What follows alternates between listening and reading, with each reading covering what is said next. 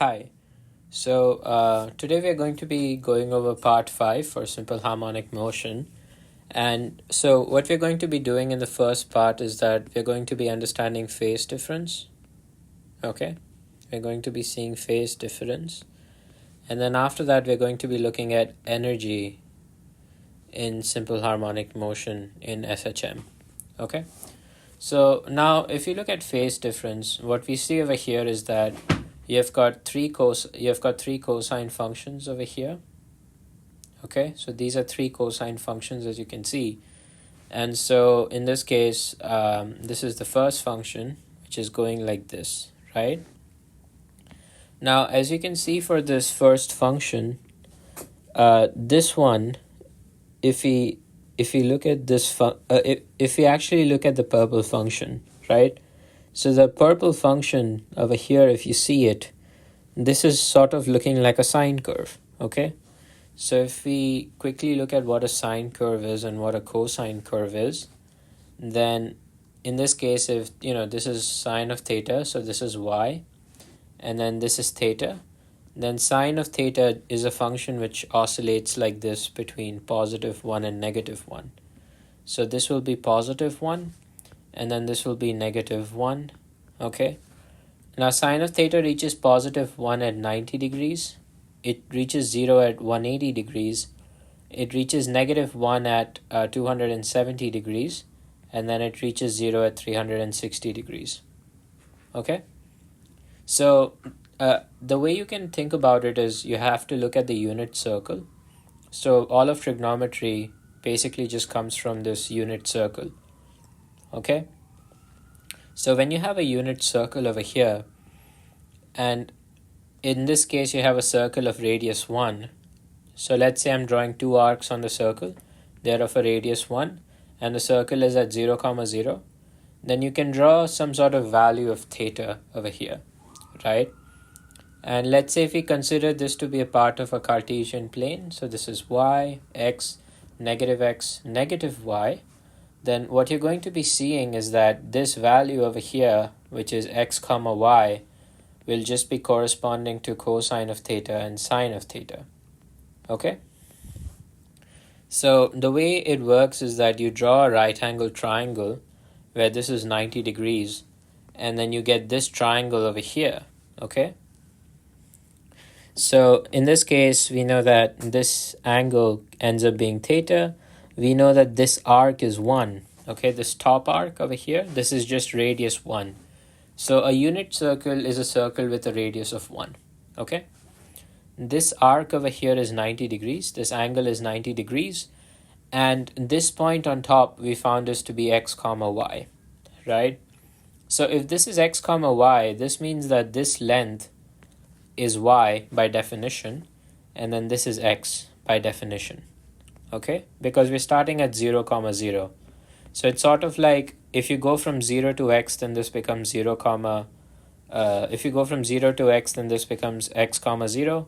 And then if you go from x comma 0 to y, you get x comma y, okay? And basically from this unit circle, you end up getting these values of theta. So if this is y and this is x, you can just say that sine of theta is equal to y by 1, which is y, and then cosine of theta is equal to x by 1, which is x, adjacent side by hypotenuse, okay? And so because of this, if you have an angle of theta, then sine of theta and cosine of theta just correspond to these values of x and y on the unit circle, okay? So for example, if we draw over here, theta is 90 degrees, okay? So if this is x comma y, then we know that this arc is 1. So this point, if you just see, the value of x at this point is 0, because this is 0, 0, and then the y is 1, okay? So that's why this actually corresponds to sine of, this corresponds to cosine of 90 and then sine of 90, okay? So therefore, for all values of theta, all you're doing is that you're going across this unit circle again and again. So sine of theta, the sine of theta corresponds to the y value. So you're starting off at 0, then slowly and slowly this sine is rising you're going to a maximum of 1. So that's what's happening. You start at 0 and then you go to 90. So this is 90. Okay? Then as you reach 90, then from 90 until 180, the sine of theta corresponds to your y value, right? So if I draw this point over here, the sine of theta, this y value is gradually reducing. Okay? So from 0 to 90, sine of theta is rising because the y value over here goes up. So sine of theta is rising like this. Okay? Then from 90 to 180 over here, the y value is falling like that. All right? So that's why over here you get 0 at 180 degrees. Because at 180 degrees, if you make one full turn at 180 degrees, your y value over here at this point is 0. And that's why your sine of theta over here becomes to be 0. Okay? So you keep this cycle going on. So right now I'm just giving you a bit of an overview. If you want to fully understand the unit circle, you can watch the videos on that, right? We'll be bringing out a video on trigonometry soon. And you can look at those videos, right? But basically, you're going along this full turn of theta. So you're going from 0 to 360 degrees because, you've got 360 degrees in a circle. So first the y value starts off 0, then it increases, falls, and then it goes back to the starting point. Okay? So basically what we see is going back to where we started, the purple line over here when it comes to phase difference looks like a sine curve. Okay? So this, you can identify this to be a sine curve. Right? Okay, so this is a sine curve, right? Now, the other thing is, the very interesting thing over here is your red line, okay? This red line shows a cosine curve, okay? This red line shows a cosine curve. So your cosine curve, in this case, if we look at it, then the cosine curve would be something like this. That's what a cosine curve looks like. Okay? So once again, if we look at our unit circle, then the cosine of in this case, the x comma y value would correspond with cosine of theta and sine of theta. So at this starting point, theta is 0. And the x and y value to this, if you look at it, it corresponds to just 1, 0. So this is 0, 0, 1, 0 with a radius of 1. So therefore, cosine of 0 is 1. So over here, theta, the cosine of 0 starts off at 1. When theta is 0, this is cosine of theta. This starts off at 1. Okay? And then as you go up, as this theta becomes 90 degrees, this point over here on your Cartesian plane where this is y, negative y, x, negative x, this point on the Cartesian plane is going to become 0, 1. So therefore, you can see that when you reach 90 degrees, cosine of 90 is 0 because the corresponding x value is 0. Okay? And then as you go up to 180 degrees, then at 180 degrees, this point becomes negative 1, 0. So that's why if you come down over here, cosine of 180 is negative 1. So this is negative 1, okay? So what we see is that sine of theta always goes from negative 1 to positive 1, and cosine of theta always also goes from negative 1 to positive 1, because cosine of theta and sine of theta values are going to correspond to the unit circle. They correspond to the x and y. They correspond to the x and y points in a unit circle, and so the maximum value of x can be positive 1. The minimum value of x can be negative 1. So these are the bounds of cosine and sine theta. Okay. Now, after this, so this you should have you would have known this stuff, right? This is just trigonometry in math. You learn it in SL math. Learning about the unit circle, sine functions, cosine functions, right? Now, based on that, we can look at this idea of phase difference. Okay. So if you see carefully, this is a time graph. You've got a function of time over here, right?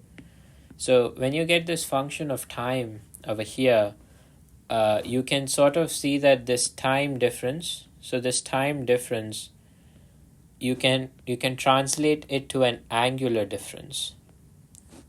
Okay, this is like a difference in angle. Okay, so they call this the phase difference. It's in values of theta. All right.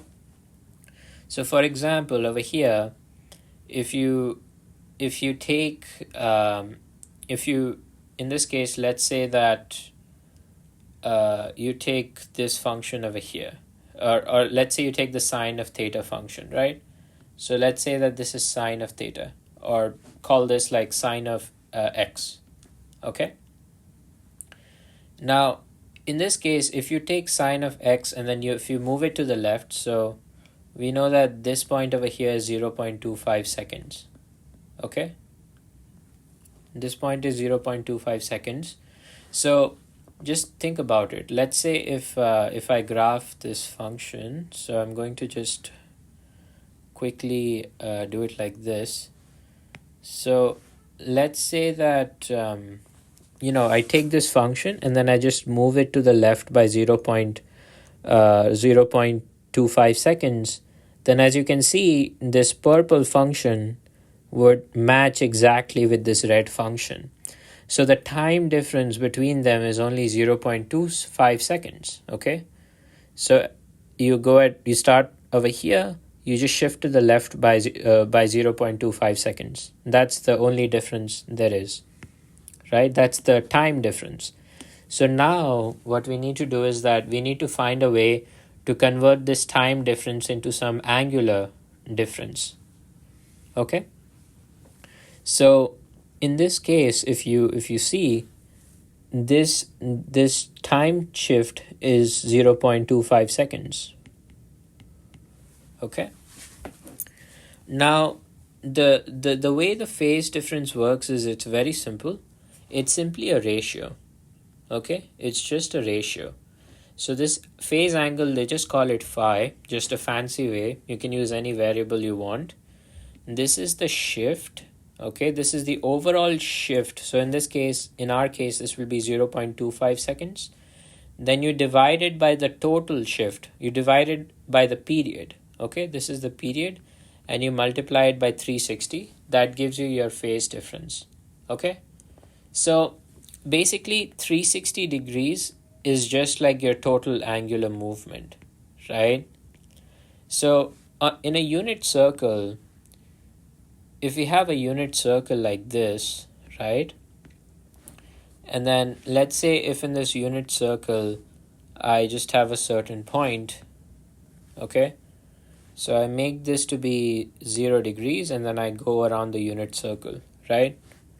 So I start off at 0 degrees, I go around the unit circle. So this point is 90 degrees, right? You go from 0 to 90, 90 to 180, 180 to 270. So this entire angle is 270, 270 to 360.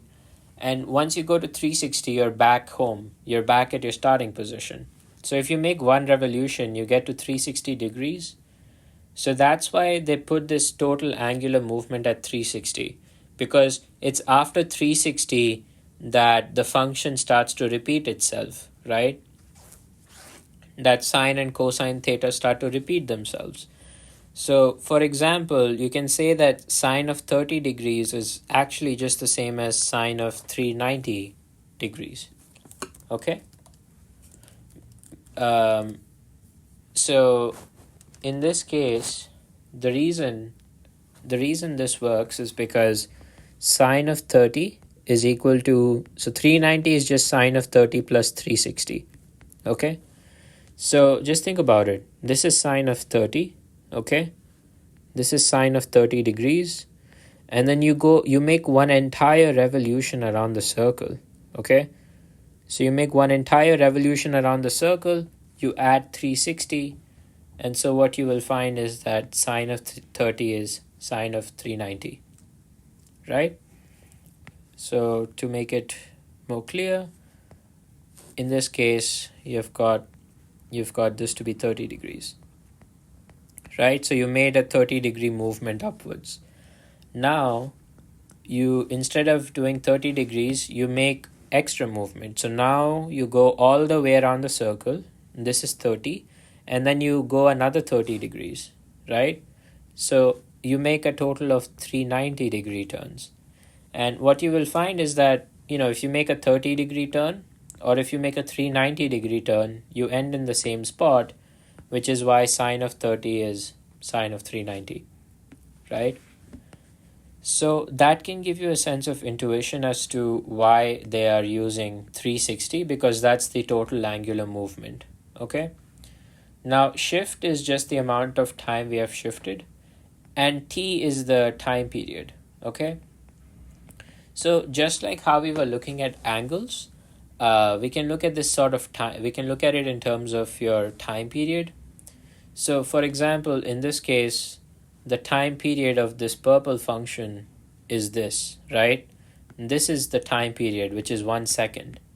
But then after 1 second, the function starts to repeat itself again, okay? So we're just concerned about one duration of the function. We don't want the function to keep repeating itself. So you divide it by the total time period, right? So that's the idea for it. So in this case, what we can see is, from that sense of intuition, it's simply a ratio. You're taking the ratio of your shift, right? You're dividing it by the time period. So you're sort of measuring how drastic the shift is, okay? And then you're multiplying it by 360 degrees. So, for example, the time shift between two functions can be 10 seconds, for example, but it won't really mean that big of a thing if your entire time period for this function is perhaps 24 hours, right? And then you take this ratio of shift by time period, and then you just simply multiply it by 360, okay? Right? So, and I think one way you can also look at it in terms of math is that they use these sector area formulas, right? So in maths, they can you sort of look at sector area formulas. So for example, one of the ways they look at it, right, is that let's say that if I have this sector to be 120 degrees, and then let's say that this is a circle of radius perhaps 10. And then they ask you to find the area of the sector, right? So in this case, the sector angle, all you do is that you take your angle of the sector, you divide it by the total angle of the circle, which is 360, and then you just multiply it by the area, pi r square. So this is your sector angle. So once again, you're just taking a ratio, right? That's what you're doing, okay? Similarly, for time shift, you just take your shift, you divide it by the time period, and then you multiply it by 360. It's sort of the same intuition. You're just taking a ratio of it, and then you're calculating an angle based on that. Okay. Now that we have that done, so we can simply calculate it. So in our case, in this function, we know that this entire time period, we know that this time period ends up coming up to 1, okay? So therefore, we can say that phi is equal to your shift divided by your time period multiplied by 360, okay? Now, what is going to be a shift over here? We know that the shift was 0.25 seconds, which we saw. The time period was 1. You multiply it by 360, and then you find that the phase shift between all of them is 90 degrees. Okay? So what we saw is that this first function, this purple function over here, the purple function looked like a sine curve, and then the red function looked like a cosine curve, right? So what you see over here is that the phase shift, so this is what this shows. The phase shift between the sine and cosine curve is equal to 90 degrees. Okay? Right? So the phase shift between these two curves is equal to 90 degrees. All right? Now, in this case, you would have some of those trigonometric formulas which would deal with this, right? So I can't think of them from the top of my head, but I think it's like something like sine of theta plus 90 is cosine of theta or something. It's around those lines. You get some of these formulas like this. Okay? Right? So yes, that's a formula over here. If you do sine of theta and then you add it to 90, you get cosine of theta. Okay? This is an actual formula. So what we saw is that we did a phase shift over here, right? We found the phase difference between the sine curve and the cosine curve. So before, in this diagram over here, the x curve was in terms of time t. So we took this time t, and the difference in time t, we generated it into a phase difference. And then based on that phase difference, we could verify our answer, which was 90 degrees, with a important sine and cosine formula, that sine of theta plus 90 is equal to cosine of theta. Okay? Right? So that's how we would look at these things. Okay? All right. So now this is the idea of so this ends up being our idea of these things. Okay? So that's for phase difference. And I think I'll break this down to part 6. So in part 6, we'll look at the energy in simple harmonic motion. Okay? So we'll do that in the next class, and then after that, we are done with simple harmonic motion. All right?